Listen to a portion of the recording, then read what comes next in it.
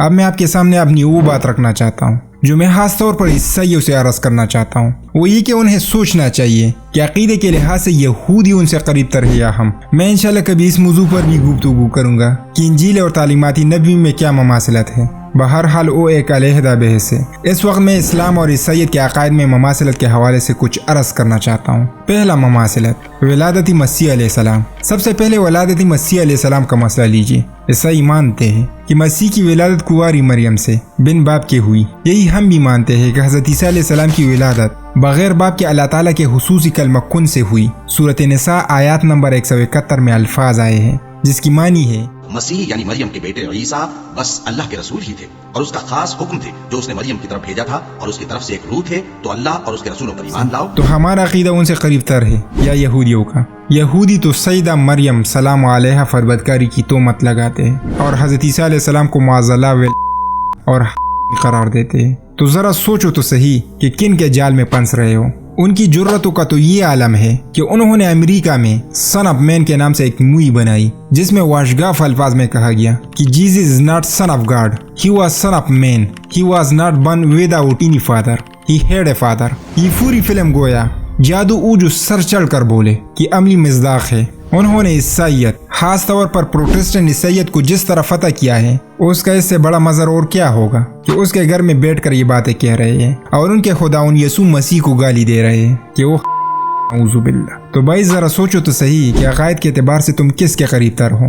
دوسرا مماثلت، شخصیت مسیح علیہ السلام۔ پھر حضرت عیسیٰ علیہ السلام کی شخصیت کو لیجیے۔ یہود کے نزدیک وہ مرتد، کافر، جادوگر اور واجب القتل۔ اس موقع میں انہوں نے آج تک کوئی ترمیم نہیں کی۔ اگر آج کے یہود اسے اعلان بارات کر لیتے تو بات اور تھی۔ اس صورت میں کہا جا سکتا تھا کہ اب ان کی ان نسلوں کو تو بہرحال ان کے اسلاف کے جرائم کی سزا نہیں دینی چاہیے، لیکن ان کا موقع بھی بیانی یہی ہے کہ حضرت عیسیٰ علیہ السلام جادوگر تھا لہٰذا کافر تھا، اور چونکہ کافر تھا لہٰذا مرتد تھا، اور مرتد واجب القتل ہے۔ یہ علماء یہود کا فتاویٰ ہے۔ اس کے برعکس ہمارے نزدیک وہ اللہ کے رسول ہے۔ قرآن مجید نے خود حضرت عیسیٰ علیہ السلام کی زبانی کیا خوبصورت مدح بیان کی ہے، جس کے معنی ہے اور سلام ہے مجھ پر جس روز میں پیدا ہوا اور جس روز میں مروں گا اور جس روز زندہ کر کے اٹھایا جاؤں گا۔ یہ ہے عیسیٰ ابن مریم۔ حضرت عیسیٰ علیہ السلام نے جبکہ وہ ابھی گود ہی میں تھے لوگوں سے یہ گفتگو کی تھی۔ یہ ہمارا بھی عقیدہ ہے اور حضرت عیسیٰ علیہ السلام کے پیروکاروں کا بھی۔ حضرت عیسیٰ علیہ السلام کے عظیم ترین معجزات کو ہم بھی مانتے ہیں اور وہ بھی مانتے ہیں۔ اس کے برعکس یہودی آپ علیہ السلام کے معجزات کو جادوگری قرار دیتے ہیں۔ لہٰذا مسیحیوں کو سوچنا چاہیے، غور کرنا چاہیے، انہوں نے کیوں آنکھیں بند کر لی ہیں، کیوں کان بند کر لیے ہیں، یہ کن کے اہلکار بن گئے ہیں۔ انہیں دوست اور دشمن کو پہچاننا چاہیے۔ تیسرا مماثلت، رفع مسیح علیہ السلام۔ پھر رفع مسیح کا معاملہ لیجیے۔ یہودی تو کہتے ہیں کہ مسیح مر گیا، اسے ہم نے سولی پر چڑھا دیا تھا۔ قرآن حکیم میں ان کے الفاظ نقل ہوئے ہیں جس کا ترجمہ ہے کہ ہم نے مسیح ابن مریم رسول اللہ کو قتل کر دیا ہے، جبکہ ہمارا عقیدہ یہ ہے کہ وہ قتل نہیں کیے گئے، زندہ آسمان پر اٹھا لیے گئے۔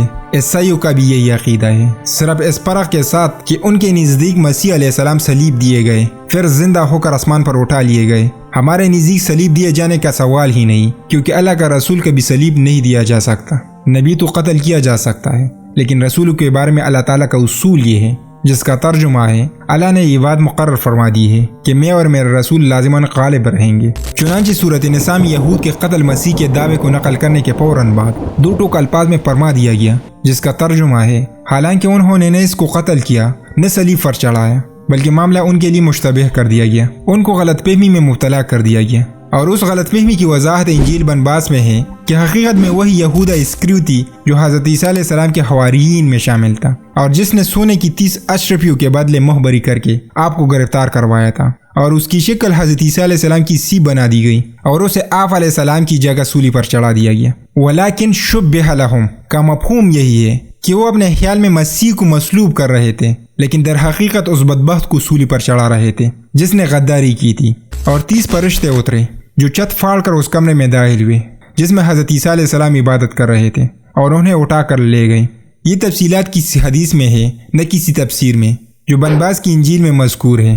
اسے عیسائی بھی انجیل تو مانتے ہیں، لیکن ان کے نزدیک یہ کینانیکل یعنی مستند اور قابل اعتبار نہیں ہے۔ 104 انجیلوں میں ان کے نزدیک صرف 4 مستند اور قابل اعتماد ہے۔